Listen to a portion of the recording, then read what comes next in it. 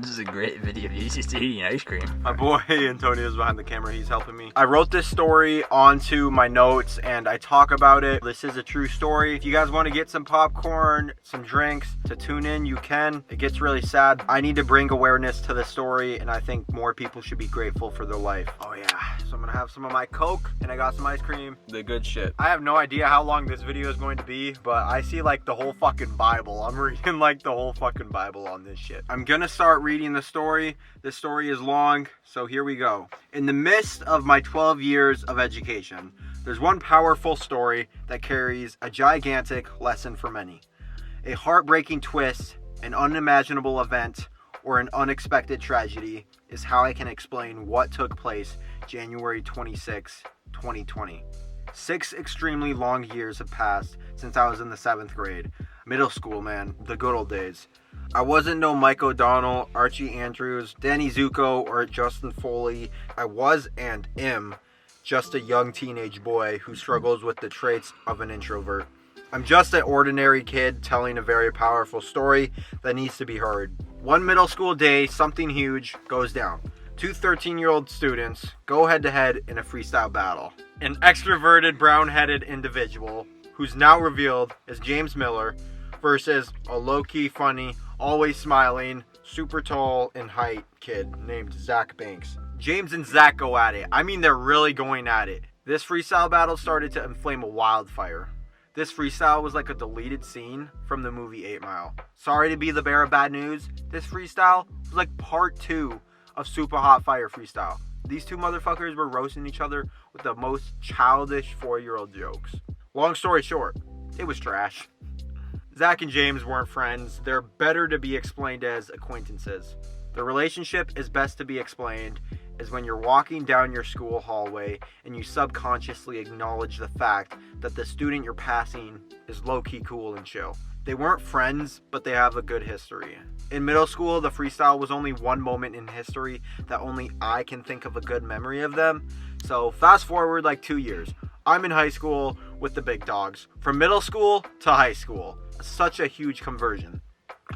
All the middle school, now high school boys let their wings fly. Growing taller.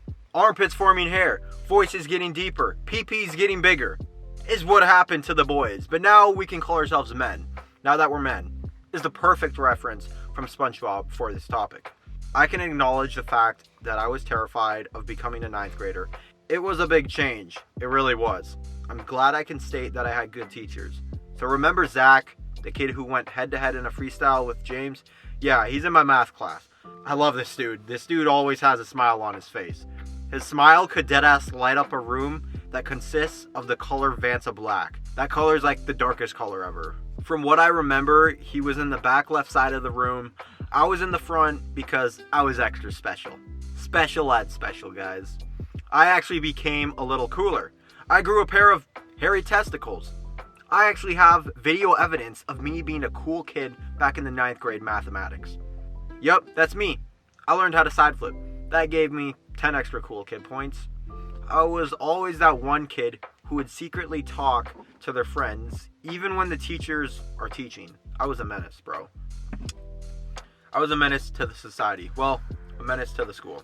So Zach and I would sometimes chit-chat. He would always tell me some crazy-ass story. We can all agree that we have that one kid who tells us the craziest story that doesn't even sound real. Yeah, that was Zach. Man could have said his mom is Riley Reed's and I would have fucking believed it. My dumbass would have believed that shit.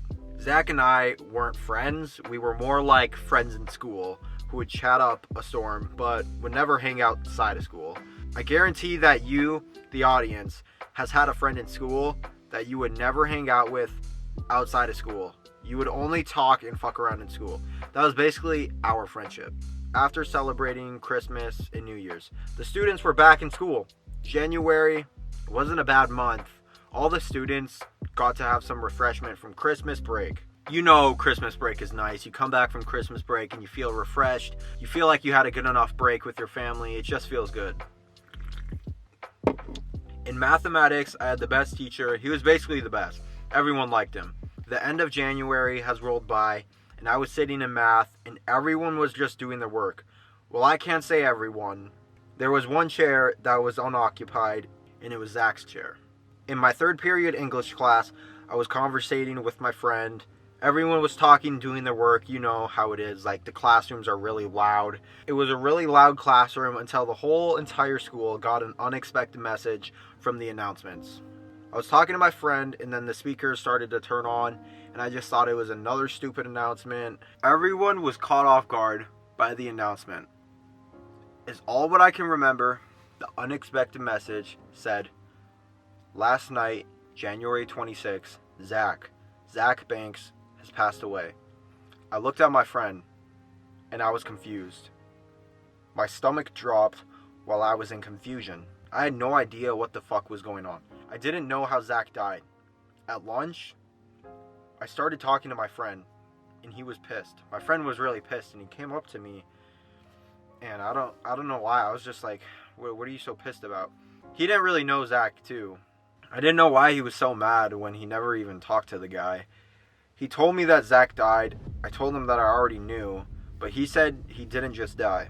There was something huge that was left out of the school's statement. Zach didn't just die. He was murdered. He was murdered at the age of fucking 15. 15 years old, he was just a fucking kid. He's not even an adult yet, guys. He's just a kid. My friend and I watched a video posted from the news. Zach was out of town before the school week. He went to his dad's house. Zach was playing a game with a friend online, and he told his friend he will be right back. Zach left, and a woman walked up to Zach and pointed a pistol right at him and shot him. She pulled the trigger. She shot him in the upper chest area. Zach, fortunately, didn't die right away. He was still breathing, but when the ambulance arrived to the scene, he stopped breathing. The paramedics attempted CPR, but unfortunately, it was too late. This wasn't just an ordinary woman. It was actually a friend of Zach's dad. Zach's friend was unaware of what happened. Zach's friend was waiting for him to come back, but he never did. It honestly was really heartbreaking. When the woman got arrested, she was placed in the back of the police's vehicle, and she spit blood on an officer. Not was. She is the epitome of mentally insane. I still can't realize and really picture how fucking crazy this story is, though. So fast forward 2 years to my 11th grade speech class. I was in the same speech class as James. For the speech of the week, we got to decide what we wanted to do. So kids were presenting and kids were doing speeches, but then James was up next. The whole class had to walk down to the music room for his speech. Everyone started to sit down, and the students and the teacher watched James walk slowly up to the piano. He sat down and started playing. I recognized that the song he was singing was an original. He was singing about Zach. It was all fun and games in middle school when they were freestyling. No one would ever imagine this happening. James was singing and playing the piano about Zach. I don't remember the lyrics, but I do know that it was very good. James dedicated a song to Zach. It was a meaningful song with powerful lyrics, really powerful. It was a beautiful song, and everyone clapped after he was done. I'm happy for James. As I'm speaking right now, James is a musician. His voice is actually really good, and he's talented. I'm proud of him. It's good for him. I don't know why anyone would think it's okay to kill a 15-year-old boy. I don't and will never understand why people do things so cruel. The things that I actually figured out today as I'm writing this is that woman who murdered Zach only got 20 years in jail. Only fucking 20 years. And she just killed a 15-year-old on sight. I don't get it, guys. Long story short, she should get life in prison. She fucking killed someone. And for your information, the names of these characters aren't actually the real names. You guys who are watching, I don't want you to just go text their family and ask about this, so I'm leaving their names confidential. I told this story because I wanted to bring awareness to how special life is. We need to be more grateful. Life can end anytime, literally. We complain over little things. We need to express a lot more gratitude for being able to wake up every day. We need to live every day like it's our last. Life can end at any moment. It's heartbreaking to know that me and you get to live many more decades. This kid didn't even get to graduate. He wasn't even an adult yet. He was only 15 years old. So you who are watching, please try to be more grateful for getting to wake up every day, because not everyone gets to. When I think of Zach, the image I visualize in my mind is his face with his beautiful smile. To Zach and Zach's family, I'm so sorry that you had to go through this. To the viewers, I hope you have a good rest of your day. Remember this story and let it be a lesson. Remember to express gratitude, and even how cheesy this sounds, live every day like it's your last.